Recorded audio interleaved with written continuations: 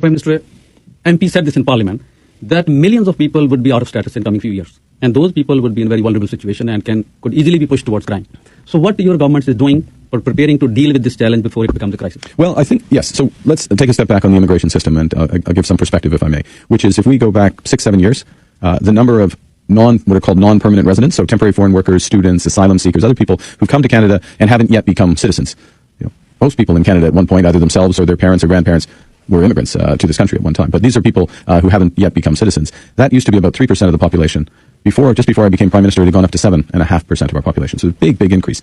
And so that's what this MP, I don't remember who said it, but was referring to. And so our challenge is to, and this is what we're doing, is to make sure that we rapidly build up our ability for those who are here, who are working, who are building a life, to do that. Those who should go back, asylum seekers who are not going to ultimately get asylum, that we return them, track them and return them. That we reduce the flow of new temporary Canadians, be temporary residents in Canada, and I just gave you the figures on that, so we can manage down the overall level in a responsible way. And we're doing all of those things in about 2-3 weeks' time. We'll be releasing our immigration plan, our next immigration levels plan, and that will include many of the steps that we'll be taking around these issues.